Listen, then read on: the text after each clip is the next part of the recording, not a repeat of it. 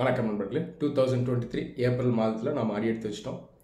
இந்த பீரியட் நிறைய யங்ஸ்டர்ஸ்க்கு ஒரு குரூஷியலான பீரியட். ஐஏஎஸ் எக்ஸாமினேஷனை கரியர் ஆப்ஷனாக சூஸ் பண்ணலாமான்னு கன்சிடர் பண்ணுற ஸ்டூடெண்ட்ஸ், ஐஏஎஸ் எக்ஸாமினேஷனை கரியர் ஆப்ஷனாக ஆல்ரெடி சூஸ் பண்ணியிருக்கக்கூடிய ஸ்டூடெண்ட்ஸ், இந்த ரெண்டு பேருமே இந்த நேரத்தில் சில முக்கியமான டெசிஷன்ஸை எடுக்க வேண்டியிருக்கும். வருடம் இந்த நேரத்தில் நிறைய மாணவர்கள் என்னை காண்டாக்ட் பண்ணுவாங்க. அவங்க கேட்கக்கூடிய முக்கியமான கேள்விகள் பார்த்தீங்கன்னா, ஐஏஎஸ் எக்ஸாமினேஷன் நான் சூஸ் பண்ணிட்டேன், இது சரியான டிசிஷனா இல்லை ரிஸ்கியா அப்படின்னு கேட்பாங்க. அடுத்தது, செல்ஃப் ஸ்டடியில் என்னால் கிளியர் பண்ண முடியுமா அல்லது அகாடமியில் கண்டிப்பாக சேரணுமா அப்படின்னும் கேட்பாங்க. இந்த கேள்விகளுக்கு நம்ம சேனலில் ஏற்கனவே நான் விடைகளை கொடுத்துருக்கேன், ஏற்கனவே வீடியோஸ் அப்லோட் பண்ணியிருக்கேன். அகாடமியில் சேர்ந்தால் தான் பாஸ் பண்ண முடியுமா, ஒருவேளை அகாடமியில் நீங்கள் சேரணும்னு நினச்சிங்கன்னா அகாடமி எப்படி சூஸ் பண்ணுறது, முக்கியமான ஃபேக்டர்ஸ் என்ன, அகாடமியில் சேரணும் முடிவெடுத்ததுக்கு அப்புறம் உங்களுடைய டியூட்டி என்ன, அகாடமிஸ் அவங்க சைடில் செய்யக்கூடிய சில மிஸ்டேக்ஸ் என்ன, அவங்க எதெல்லாம் ரெக்டிஃபை பண்ணணும், இது எல்லாத்தையுமே நம்ம சேனலில் டீட்டெயிலாக நான் பேசியிருக்கேன். அந்த வீடியோஸை நீங்கள் ஓப்பன் பண்ணி ஃபுல்லாக கவனிங்க. சரி, இந்த வீடியோவில் ஸ்பெசிஃபிக்காக ஒரு விஷயத்தை பற்றி மாணவர்கிட்ட ஸ்ட்ரெஸ் பண்ணணும்னு நான் விரும்புகிறேன். ஆல்ரெடி இதையுமே நான் பேசியிருக்கேன், இதை மேற்கொண்டு நான் ஸ்ட்ரெஸ் பண்ண விரும்புகிறேன். இது எல்லா மாணவர்களுக்கும் ஒரு அவேர்னஸாக இருக்கணும் அப்படின்னு நான் விரும்புகிறேன். சரி, என்ன விஷயம் அப்படின்னு பார்த்தீங்கன்னா, ஒரு ஐஏஎஸ் அகாடமியில் சேரக்கூடிய ஒரு மாணவர் இன்னைக்கு தேதியில் அவருடைய ரோலை கரெக்டாக பண்ணுறாரா, இந்த மாணவர்கள் செய்யக்கூடிய தவறு என்ன, ஸோ இதை நான் இந்த வீடியோவில் எக்ஸ்பிளைன் பண்ணுறேன். நிறைய மாணவர்கள் என்கிட்ட என்ன கேட்பாங்கன்னா, சார் பெஸ்ட் அகாடமி என்னன்னு சொல்லுங்கள், நான் சேர்றேன், நான் ஐஏஎஸ் ஆஃபீஸர் ஆகணும் அப்படின்னு சொல்லுவாங்க. ஃபர்ஸ்ட் ஆஃப் ஆல் இந்த மாதிரி கேள்வி கேட்குறதே தப்பு. பெஸ்ட் அகாடமின்னு ஒரு அகாடமி இருக்குன்னு யாராலையும் சொல்ல முடியாது. அப்போது ஒரு அகாடமி எப்படி சூஸ் பண்ணுறதுன்னா நீங்கள் தான் சூஸ் பண்ணணும். முக்கியமான ஃபேக்டர்ஸ் என்ன அப்படின்றத நீங்கள் மைண்டில் வச்சு அந்த அகாடமிக்கு நேராக போய் வெரிஃபை பண்ணி உங்கள் கேள்விகளை கேட்டு உங்களை நீங்கள் சாட்டிஸ்ஃபை பண்ணதுக்கப்புறம் நீங்கள் தான் சேரணும். அகாடமியோட ரோல் பார்த்தீங்கன்னா அப்ராக்சிமேட்டாக ஒரு 50% தான். மிச்ச 50% உங்களுடைய ரோல். நீங்கள் அகாடமி ரெண்டு பேரும் சேர்ந்து கோஆப்ரேட் பண்ணி கோஆர்டினேட் பண்ணி ஒர்க் பண்ணால் தான் அல்டிமேட்டாக நமக்கு ரிசல்ட் கிடைக்கும். மற்றபடி அகாடமியில் ஃபீஸ் கட்டி சேர்ந்துட்டாலே ஐஏஎஸ் ஆஃபீஸராக ஆயிடலாம் அப்படின்னு நினச்சிங்கன்னா தப்பு. நிறைய பேர் இப்படி நினச்சிட்டு இருக்காங்க. ஒரு அகாடமி ஒரு 2 மாதத்துலையோ இல்லை 2.5 மாதத்துலையோ சில டிப்ஸ் எல்லாம் கொடுத்து ஷார்ட்கட்டில் உங்களை செலக்ட் ஆக்க வைக்க முடியும் அப்படின்றது உண்மைன்னா, இன்னைக்கு தேதியில் இந்தியாவில் நிறைய பேர் பல கோடி ரூபாயை கொடுத்து இந்த மாதிரி செலக்ட் ஆகிறதுக்கு ரெடியாக இருக்காங்க. ஆனால் இது உண்மை கிடையாது. ரைட்டா? நீங்கள் ஏன் ஒரு அகாடமியில் சேரணும் அப்படின்னா, இதுக்கு சில முக்கியமான ரீசன்ஸ் இருக்குது. செல்ஃப் ஸ்டடியில் பாஸ் பண்ணலாமான்னு பார்த்தீங்கன்னா, செல்ஃப் ஸ்டடியில் 100% பாஸ் பண்ணலாம். நம்ம சேனலில் செல்ஃப் ஸ்டடியிலேயே பாஸ் பண்ணுறதுக்கான எல்லா அட்வைஸையும் நான் கொடுத்துருக்கேன். Preparation plan, guidance and tutorial videos, demo videos எல்லாமே இருக்குது. அதை தாண்டி நான் அகாடமியில் சேரணுமா அப்படின்னு கேட்டிங்கன்னா, அகாடமியில் சேர்றதுல சில பெனிஃபிட்ஸ் இருக்குது. செல்ஃப் ஸ்டடி பண்ணும்போது சில பேருக்கு அந்த நாலேஜை கிராஸ் பண்ணுறதுல கொஞ்சம் பிரச்சனை இருக்கும். சில பேர் ஸ்லோவாக இருப்பாங்க, அதுக்கப்புறம் தான் அந்த ஸ்பீட் அவங்களுக்கு வரும். அது இல்லாமல் ஃபீட்பேக் ரெகுலராக இருந்தால் பெட்டராக இருக்கும் அப்படின்னு சில பேர் நினைப்பாங்க. ஒரு காம்படிட்டிவ் அட்மாஸ்ஃபியரில் நான் படித்தேன்னா எனக்கு கான்ஃபிடன்ஸ் லெவல் பெட்டராக இருக்கும்னு சில பேர் ஃபீல் பண்ணுவாங்க. அது இல்லாமல் டவுட் கிளாரிஃபிகேஷனுக்கும் ஒரு சப்போர்ட் சிஸ்டம் இருந்ததுன்னா சில பேருக்கு பெட்டராக இருக்கும்னு அவங்க ஃபீல் பண்ணுவாங்க. இந்த விஷயத்துலலாம் அகாடமி அந்த ரோலை ஃபில் பண்ணும். ரைட்டா? ஸோ இந்த மாதிரி தேவைகள் உங்களுக்கு இருக்குது அப்படின்னா அகாடமியில் நீங்கள் சேரலாம். அது பெய்டு அகாடமியாக இருக்கலாம் அல்லது ஃப்ரீ அகாடமியாக இருக்கலாம். சூஸ் பண்ணுறது உங்கள் இஷ்டம். பட் குவாலிட்டியாக கோச் பண்ணுறாங்களா அப்படின்றத நீங்கள் பார்த்துக்கோங்க. சேர்ந்ததுக்கப்புறம் உங்களுடைய ரோலை நீங்கள் கரெக்டாக ஃபில் பண்ணணும். அதை ஃபுல்ஃபில் பண்ணலைன்னா நமக்கு கஷ்டம்தான். சரி, இன்னைக்கு தேதியில் மாணவர்கள் செய்யக்கூடிய முக்கியமான மிஸ்டேக்ஸ் என்ன, இதை நான் லிஸ்ட் பண்ணுறேன். சொல்லப்போனால் பெரும்பாலான மாணவர்கள் இன்னைக்கு இந்த மிஸ்டேக்ஸை பண்ணுறாங்க. கிட்டத்தட்ட 90% ஐஏஎஸ் ஆஸ்பிரண்ட்ஸ் அகாடமியில் சேர்றவங்க செய்யக்கூடிய தவறு இதெல்லாம். ஃபர்ஸ்ட் மிஸ்டேக் என்னன்னு பார்த்தீங்கன்னா, அகாடமியில் சேரும் பொழுது இவங்களாவே எக்ஸாமினேஷன் இதுதான்னு ஒரு அண்டர்ஸ்டாண்டிங்கில் போய் சேருவாங்க. இவங்க சுற்றி இருக்கவங்க சொல்கிறது, இன்டர்நெட்டில் சொல்கிறது, இதெல்லாம் கேட்டுட்டு இவங்களாவே மைண்டை ஃபிக்ஸ் பண்ணிடுவாங்க. எக்ஸாமினேஷனாக இப்படி தான், இந்த புக்ஸ் எல்லாம் இருக்குது, இது இப்படி தான் படிக்கணும், இதை மட்டும் படித்தா போதும், இதை தான் நான் படிப்பேன் அப்படின்னு ஃபிக்ஸ் பண்ணிவிட்டு அகாடமியில் போவாங்க. அங்கே போய் அவங்க என்ன டிமாண்ட் பண்ணுவாங்கன்னா, ஆல்ரெடி எனக்கு எக்ஸாமினேஷனை பற்றி தெரியும், இந்த விஷயத்தை தான் நான் படிப்பேன், இந்த புக்கில் இருந்து தான் படிப்பேன், இதை எப்படி பண்ணுறது எனக்கு சொல்லுங்கள் அப்படின்னு அங்கே போய் டிமாண்ட் பண்ணுவாங்க. ஒரு சிம்பிளான எக்ஸாம்பிள் தரேன். உங்களுக்கு டான்ஸ் கற்றுக்கணும் அப்படின்னா நீங்கள் என்ன பண்ணணும்? ஒரு நல்ல டான்ஸ் வாத்தியாரை பார்த்து நீங்கள் மீட் பண்ணி ட்ரைனிங் எடுக்கணும் இல்லையா? இதான் நம்ம பண்ணணும். இப்படி பண்ணாமல் சினிமாஸில் வரக்கூடிய சாங்ஸில் நம்ம சில ஸ்டெப்ஸை மட்டும் பார்த்துட்டு சில மூவ்ஸை பார்த்துட்டு அந்த ஸ்டெப்பை மட்டும்தான் நான் ஆடுவேன்னு சொல்லி ஒரு டான்ஸ் வாத்தியார்கிட்ட போய் எனக்கு இந்த ஸ்டெப்பை மட்டும் சொல்லி கொடுங்கன்னா அவர் சொல்லி தருவாரா? அந்த மாதிரி ஆட வைக்கிறது சாத்தியமா? அந்த மாதிரி கேட்கறது முதல்ல நாகரிகமா? இல்லை இல்லையா? ஆனால் இந்த மாதிரி விஷயத்தை இன்றைக்கி நிறைய மாணவர்கள் பண்ணுறாங்க. சொல்லப்போனால் கோர்ஸ் ஃபுல்லாகவே ஒரு தவறான புரிதலில் இருப்பாங்க. அந்த கோர்ஸை அவங்க அல்டிமேட்லாம் யூஸ் பண்ணவே மாட்டாங்க. ஒரு எக்ஸாம்பிள் நான் தரேன். இந்த நெட்லலாம் பல பேர் சொல்கிற லிசன் பண்ணுவாங்க. உதாரணத்துக்கு இந்த யோஜனா மேகசினை படிக்கணும், குருக்ஷேத்ரா மேகசினை படிக்கணும், இதெல்லாம் கேட்டு மைண்டில் வச்சுக்கிட்டு அகாடமிக்கு வருவாங்க. யோஜனா மேகசினை நான் படிக்கணும், எப்படி படிக்கணும்னு எனக்கு சொல்லித்தாங்க, அதில் நான் நோட்ஸ் எடுக்கணும், எனக்கு இதில் நீங்கள் ஹெல்ப் பண்ணணும்னு கேட்பாங்க.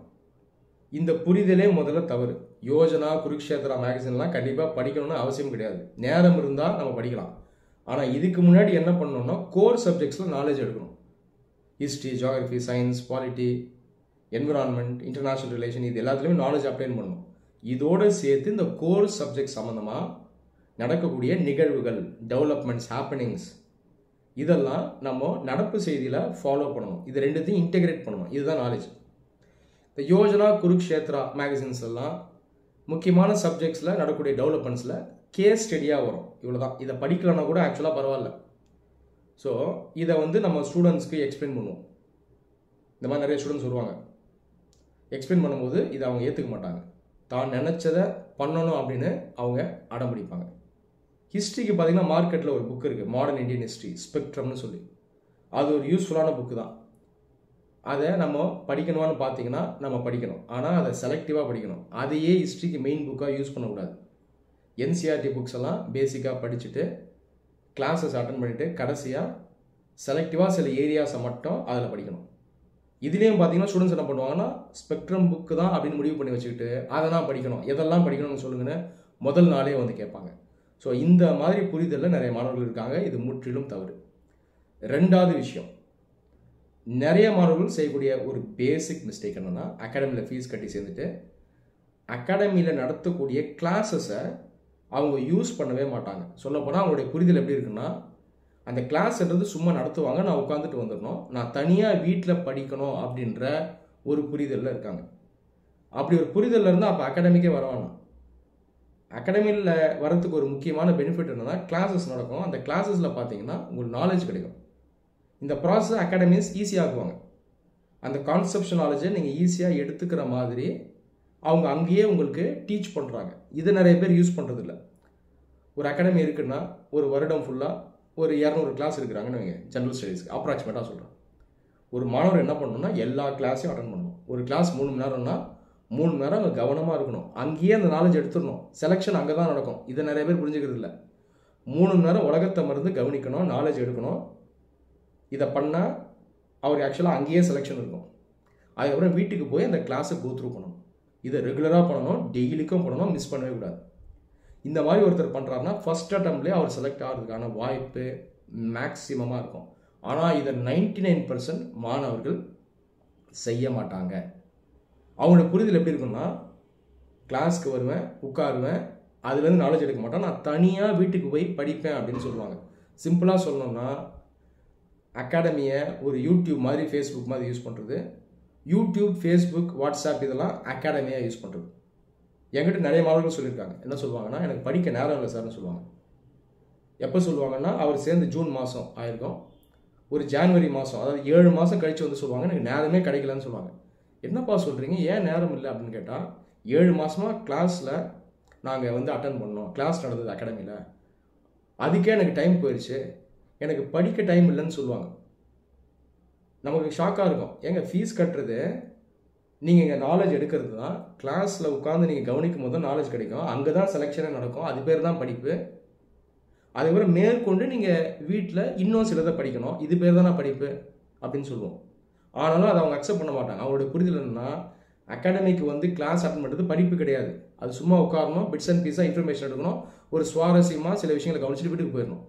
தனியாக நான் வீட்டுக்கு போய் புக் எடுத்து நான் தனியாக படிப்பேன் அப்படின்னு ஒரு புரிதலில் இருக்காங்க. இது எவ்வளோ தப்பானது பாருங்கள். அப்படின்னா அகாடமிக்கே வர வேணாமே, நேரத்தை வீண் பண்ண வேணாம், மணியை வேஸ்ட் பண்ண வேணாம், எனர்ஜியை வேஸ்ட் பண்ண வேணாம், வீட்டிலே இருந்து படிச்சிடலாமே. இந்த தவிர தொடர்ந்து நிறைய மாணவர்கள் பண்ணுவாங்க. அப்போ என்ன நடக்கும்னா 7-8 மாதம் வருவாங்க, கிளாஸில் உட்காருவாங்க, அந்த கிளாஸஸை அவங்க யூஸ் பண்ணவே மாட்டாங்க. அப்போ நாலேஜ் அப்டேக்கே இருக்காது. அதுக்கப்புறம் வீட்டில் தனியாக உட்காந்து என்சிஆர்டி புக்ஸோ மற்ற ஸ்டாண்டர்ட் புக்ஸோ ஃப்ரெஷ்ஷாக எடுத்து நான் படிக்கிறேன்னு ஓப்பன் பண்ணுவாங்க. எதுவுமே புரியாது. எப்படி புரியும்? கிளாஸ் அட்டன் பண்ணிங்கன்னா தான் அந்த கான்செப்ஷுவல் நாலேஜ் கிடைக்கும். எந்த ஏரியாஸில் ஃபோக்கஸ் பண்ணணும், எந்த ஏரியாஸை கொஞ்சம் இக்னோர் பண்ணணும், எந்தெந்த டைமென்ஷன்ஸில் படிக்கணும்னு ஒரு ஐடியா கிடைக்கும். இந்த கிளாஸஸ் அட்டன் பண்ணும்போதே ஒரு 75% சிலபஸ் கிட்ட முடிச்சிடலாம். மேற்கொண்டு இருக்கக்கூடிய ஒரு 25-30% புக்ஸில் கம்ப்ளீட் பண்ணணும். இது பேர் தான் எக்ஸாமினேஷன். எதையுமே டபுள் ஸ்டடி பண்ண வேணாம். அகாடமிக் கிளாஸில் ஒரு விஷயத்தை நடத்திட்டாங்கன்னா புக்கில் மேற்கொண்டு அதை நீங்கள் படிக்க வேணாம், விட்டு போகிறத மட்டும் படிங்க. இப்படி தான் படிக்கணும், எல்லா சப்ஜெக்ட்ஸ்க்கும் இப்படி தான் படிக்கணும். ஆனால் இதை மாணவர்கள் ஏற்றுக்கவே மாட்டாங்க. நான் தனியாக வீட்டில் படிக்கிறேன், எனக்கு எல்லாம் தெரியும் அப்படின்ற ஒரு மனநிலையில் இருப்பாங்க. இதனால் ஃபுல் இயரும் பார்த்தீங்கன்னா வேஸ்ட்டாக போயிடும். ஒரு சிம்பிளான எக்ஸாம்பிள் சொல்கிறேன். ஹிஸ்ட்ரிக்கு நிறைய புக்ஸ் இருக்குது, ஆனால் அந்த புக்ஸை ஃபுல்லாக முடிக்கணும்னு அவசியம் கிடையாது. அப்போ எதை படிக்கணும் எதை படிக்கக்கூடாதுன்னு ஒரு மாணவருக்கு எப்படி தெரியும்னா, அந்த அகாடமியில் ஹிஸ்ட்ரி கிளாஸ் அட்டன் பண்ணணும். மிடில் இந்தியா எடுத்துங்க. Middle India higher secondary book இவ்வளோ பெருசு இருக்கும், 320 பேஜ் இருக்கும். 320 பேஜ் நமக்கு தேவை கிடையாது, ஒரு 140 பேஜ் தான் தேவை. 140 பேஜ் என்ன தேவைன்றது எப்படி தெரியும் எனக்கு? அந்த கிளாஸ் அட்டன் பண்ணால் தான் தெரியும். கிளாஸ் அட்டன் பண்ணும்போது மிடில் இந்தியாவில் ஒரு 50% சிலபஸ் முடிச்சிடும். மிடில் இந்தியா வேஸ்ட் தான், ஆனால் கிளாஸ் அட்டன் பண்ணாலே முக்கியமானது இங்கேருந்து நீங்கள் எடுத்துடலாம். அந்த நாலேஜை வச்சு மேற்கொண்டு நீங்கள் புக்கில் எக்ஸ்ட்ராவாக கவர் பண்ணுற மாதிரி இருக்கும். அப்போ இந்த நாலேஜை எடுத்துட்டு அதை கொண்டு போய் நீங்கள் புக்கில் இம்போஸ் பண்ணும்போது தான் மேற்கொண்டு எதெல்லாம் படிக்கணும், எந்த ஏரியாஸை படிக்கணும், எந்த டைமென்ஷன்ஸில் படிக்கணும், எதெல்லாம் இக்னோர் பண்ணணுன்றது நமக்கு தெரியும். ஆனால் இதை மாணவர்கள் செய்யவே மாட்டாங்க. அப்புறம் புக் எடுத்து அவங்க ஃப்ரெஷ்ஷாக படிக்கும்போது அவங்களுக்கு எதுவுமே புரியாது, எல்லாமே பிளாங்காக இருக்கும். ஸோ இந்த தவிர செய்யாதீங்க. அகாடமிக்கு கிளாஸ் அட்டன் பண்ணுறீங்கன்னா நீங்கள் பண்ணுறது படிப்பு, அது பேர் தான் மேடம் படிப்பு. அதை பண்ணாமல் நான் தனியாக படிக்கிறேன் அப்படின்னா அது பிரயோஜனம் இருக்காது. சரியா?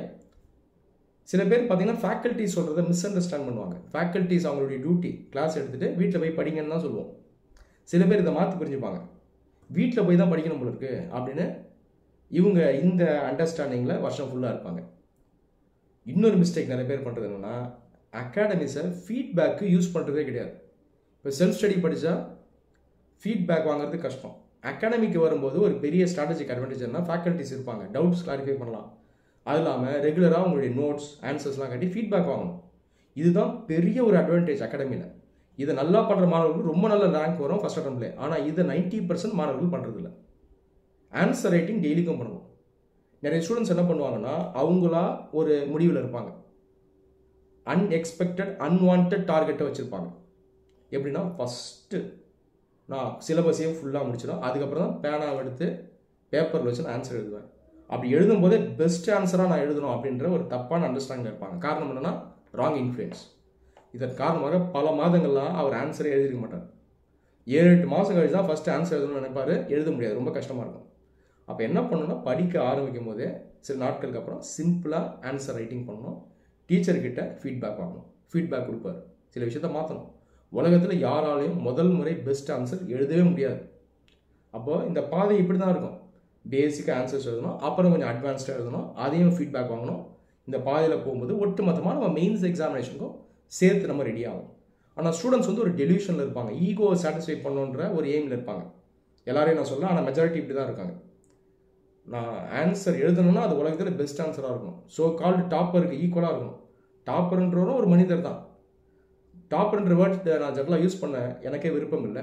ஸ்டூடெண்ட்ஸை மோட்டிவேட் பண்ணுறதுக்கு இந்த வார்த்தையை நம்ம யூஸ் பண்ணுவோம். டாப்பர்ன்ற ஒரு மனிதர் ஒரு நல்ல ரேங்க் எடுக்கிறார், அவ்வளோதான். ஆனால் இந்த பசங்க என்ன நினைக்கிறாங்கன்னா, அவர் மாதிரியே நான் எடுத்த உடனேயே பெஸ்ட் ஆன்சராக எழுதுவேன் அப்படின்னு சொல்லிட்டு அடம் பிடிச்சிட்டு கடைசி வரைக்கும் ஆன்சர் எழுதுகிற முயற்சியாக அவங்க எடுக்க மாட்டாங்க. ஸோ இந்த மிஸ்டேக்ஸை நிறைய மாணவர்கள் ரெகுலராக செஞ்சிட்ருக்காங்க. இந்த மாதிரி சேர்ல என்ன நடக்கும்னா, ஒரு முதல் 6-7 மாதம் அப்படியே வேஸ்ட்டாக போயிடும். உதாரணத்துக்கு ஜூன் சேர்றாரு கோர்ஸ்லனா, அடுத்த வருஷம் ஜூனில் எக்ஸாமினேஷன் வரும். ஜூனில் ஆரம்பித்து ஒரு ஜான்வரி பிப்ரவரிக்குமே இந்த மாதிரி வின் பண்ணுவார். அதுக்கப்புறம் பயம் வந்துடும், இன்னும் 4 மாதம் தான் இருக்குது. அந்த டைமில் டெஸ்ட் சீரீஸும் ஆரம்பிச்சிடும். ஜென்ரலாக அகாடமிஸில் ஒரு 4 மாதம் முன்னாடி டெஸ்ட் சீரீஸ் ஆரம்பிப்பாங்க. அப்போது நாலேஜே எடுத்துருக்க மாட்டார், டெஸ்ட்டும் ஆரம்பிச்சிடும். அப்போ வந்து பார்த்தீங்கன்னா பயம் வந்துடும். சரி, அப்போவாது கொஞ்சம் சரியான பாதிக்கு வரணும்னு அவங்க நினைப்பாங்கன்னு பார்த்தீங்கன்னா இதையும் அவங்க செய்ய மாட்டாங்க. மேற்கொண்டு மிஸ்டேக் பண்ணுவாங்க. 4 மாதம் தான் இருக்குது, எப்படியாவது சிலபஸை முடிக்கணும், நான் பாஸ் பண்ணணும்னு சொல்லி மறுபடியும் ஷார்ட்கட்டுக்கு போவாங்க. தேவையில்லாமல் இன்னும் நிறைய மெட்டீரியல்ஸை ரெஃபர் பண்ணுவாங்க. இன்டர்நெட்டுக்குள்ளே போவாங்க, டெஸ்ட்டை சரியாக எடுக்க மாட்டாங்க, ஃப்ளூக்கில் அடிச்சிடணும்னு பார்ப்பாங்க, ஷார்ட்கட்டை நோக்கி போவாங்க. இப்போ மேற்கொண்டு இருக்கக்கூடிய 4 மாதமும் ஸ்ட்ரெஸ்ஃபுல்லாக போகும், பயம் அதிகமாகிடும், தப்பு பண்ணிகிட்டே இருப்பாங்க, அல்டிமேட்டாக செலக்ட் ஆக முடியாமல் போயிடும். ஸோ இந்த மிஸ்டேக்ஸை அகாடமியில் சேரக்கூடிய மாணவர்கள் நீ தேதியில் ஆல் இண்டியா லெவலில் பண்ணுறாங்க. இதை என்னுடைய எக்ஸ்பீரியன்ஸில் நான் சொல்கிறேன். 11 இயர்ஸ்க்கும் மேலே நான் ஒரு டீச்சராக இருக்கேன். நானே ஒரு ஆஸ்பிரண்ட்டாக இருந்தவன் தான். 3 முறை நான் இன்டர்வியூ வரைக்கும் போயிருக்கேன். ஸோ ஸ்டூடெண்ட்ஸை டீச் பண்ண எக்ஸ்பீரியன்ஸ், இவங்களை அப்சர்வ் பண்ண எக்ஸ்பீரியன்ஸ், ஃபீட்பேக் கொடுத்த எக்ஸ்பீரியன்ஸ். ஸோ என்னுடைய இந்த ஓவரால் எக்ஸ்பீரியன்ஸை வச்சு தான் நான் இந்த விஷயங்கள்லாம் சொல்கிறேன். ஸ்டூடெண்ட்ஸுடைய நலனுக்காக தான் நான் அதை ஷேர் பண்ணுறேன். தமிழ்நாட்டினுடைய செலெக்ஷன் ரேஷியோ பார்த்தீங்கன்னா கடந்த சில ஆண்டுகளாக ரொம்ப மோசமாக போயிடுச்சு. தமிழ்நாடு மட்டும் இல்லை, இன்னும் நிறைய ஸ்டேட்ஸுடைய செலெக்ஷன் ரேஷியோவும் ரொம்ப மோசமாக போயிருக்கு. கடந்த 10 வருஷமாக ஐஏஎஸ் எக்ஸாமினேஷனுடைய சிலபஸ் மாறலை. இப்போ இருக்க மாணவர்கள்லாம் ரொம்ப லக்கி, சிலபஸ் மாறாமல் இருக்குது. அது இல்லாமல் நிறைய மெட்டீரியல் இன்றைக்கி இருக்குது, ஸ்டடி மெட்டீரியல் இருக்குது, நிறைய அகாடமிஸ் வந்துருச்சு. இவ்வளோ ரிசோர்ஸஸ் இருந்தோம், ஏன் செலெக்ஷன் கம்மியாக போயிடுச்சுன்னா இந்த மிஸ்டேக்ஸ் தான். எக்ஸாமை ராங்காக அண்டர்ஸ்டாண்ட் பண்ணுறது, இன்டர்நெட் இன்ஃப்ளூயன்ஸில் இவங்க முழுகிறது, அதாவது ராங் இன்ஃப்ளூயன்ஸில் முழுகிறது, எக்ஸாமினேஷன் தப்பாக அண்டர்ஸ்டாண்ட் பண்ணுறது, ஈகோ சாட்டிஸ்ஃபேக்ஷன் கிடைச்சா போதும், செலக்ட் ஆகலாம் கூட பரவாயில்ல அப்படின்ற அடிப்படையில் இவங்க என்னெல்லாம் நினைக்கிறாங்களோ அதை செய்கிறது. இந்த காரணங்களால் அகாடமிஸில் சேர்ந்தோம் அவங்களுடைய டியூட்டியை நிறைய பேர் கரெக்டாக பண்ண மாட்டாங்க. அதனால் செலக்ட் ஆக முடியாத ஒரு நிலையாயிருது. ஸோ அகாடமியில் சேரலாம் அப்படின்ற ஒரு முடிவு இருக்குது அப்படின்னா கரெக்டாக மைண்டை செட் பண்ணிட்டு போங்க. இந்த தவறுகளை செய்யாதீங்க. என்ன தேவையோ அதுதான் நாம் செய்யணும். நாம் என்ன செய்ய நினைக்கிறோமோ அதெல்லாம் செய்யணும் அப்படின்னு நினைக்கக்கூடாது. இன்னைக்கு தேவை இன்டர்நெட்டில் ஓவர்லோட் ஆஃப் இன்ஃபர்மேஷன் இருக்குது. பல பேர் பல விஷயங்களை சொல்லுவாங்க. நல்ல எண்ணத்தில் அவங்க சொல்லலாம், நம்ம அவங்கள அப்ரிஷியேட் பண்ணுறோம். ஆனால் உங்களுக்கு அது எப்படி வந்து சேரும்னா பிட்ஸ் அண்ட் பீசஸாக வந்து சேர்ந்துடும். ஃபஸ்ட் ரேங்க் எடுக்கிறார் ஒருத்தர், நல்ல எண்ணத்தில் ஸ்டூடெண்ட்ஸ் ஹெல்ப் பண்ணணும்னு அவர் பேசலாம். ஆனால் ஒரு 7 நிமிஷம் 8 நிமிஷம் வீடியோவில் அவர் எல்லாத்தையும் சொல்ல முடியாது. அவர் என்ன சொல்லுவார்னா சுவாரஸ்யமாக சில விஷயங்களை உங்களோட ஷேர் பண்ணுவார். நீங்கள் அதை மட்டும் பிடிச்சிப்பீங்க. சில புக்ஸை அவர் சொல்லியிருப்பார், இல்லை சில டெக்னிக்ஸ் அவர் சொல்லுவார், இதை மட்டும் நீங்கள் பிடிச்சிப்பீங்க. ஆனால் நீங்கள் என்ன புரிஞ்சுக்கணும், இவரே பேசிக்காக தான் லேர்ன் பண்ண ஆரம்பிச்சிருப்பார், ப்ரொசீஜர்லாம் படிச்சிருப்பார். அதெல்லாம் பண்ணதுக்கப்புறம் கடைசியாக சில விஷயங்களை அவர் செலக்டிவாக பண்ணியிருப்பார், அதை உங்களோட ஷேர் பண்ணுறாரு. ஆனால் மாணவர்கள் பார்த்தீங்கன்னா இந்த டிப்ஸை மட்டும் பிடிச்சிட்டு எல்லாத்தையும் நம்ம லேர்ன் பண்ணிட்டோம், இவரை மாதிரி நம்மளும் அடுத்த வருஷம் நல்ல ரேங்க் எடுத்துடலாம் ஈஸியாக அப்படின்ற ஒரு புரிதலில் இன்றைக்கி இருக்காங்க. ஸோ இதெல்லாம் உண்மை கிடையாது. Right discipline, right mind set, இதோடு நீங்கள் இறங்கினீங்கன்னா தான் உங்களால் ஜெயிக்க முடியும். ஒரு வருஷம் ஃபுல்லாக நீங்கள் படிக்கிறீங்கன்னா முதல் நாள் ஒரு விஷயத்த பண்ணுறீங்கன்னா கடைசி நாள் எக்ஸாம் முன்னாடி நாள் வரைக்கும் அந்த விஷயத்தை ப்ரொசீஜரெல்லாம் செய்யறதுக்கு ரெடியாக இருக்கணும். இங்கே ஜீனியஸ்லாம் நமக்கு தேவையில்லை. இங்கே வந்து ஒரு ஜெர்னலிஸ்ட் தான் தேவை, ஒரு பொதுவான ஒரு அறிவாளி, மைண்டை பல கோணங்களில் யோசிக்க வைக்கக்கூடியவர், சென்சிபிளாக யோசிக்கிறவர், டிஃப்ரெண்ட் சப்ஜெக்ட்ஸை சைமல்டேனியஸாக படித்து நாலேஜ் எடுக்கிறதுக்கு ரெடியாக இருக்கவர், ரெகுலராக ப்ராக்டிஸ் பண்ணுறவர், ஃபீட்பேக்கை வாங்கி சில சேஞ்சஸை இன்கார்பரேட் பண்ணுறதுக்கு ரெடியாக இருக்கக்கூடிய ஒரு ப்ராக்டிக்கல் பர்சன். இந்த மாதிரி நபராக இருக்கீங்கன்னா ஃபஸ்ட் அட்டெம்ப்டில் செலக்ட் ஆகக்கூடிய வாய்ப்பு உங்களுக்கு பிரைட்டாக இருக்கும். இந்த வீடியோ உங்கள் எல்லாருக்கும் ஹெல்ப்ஃபுல்லாக இருக்கும் நம்புகிறேன். நன்றி.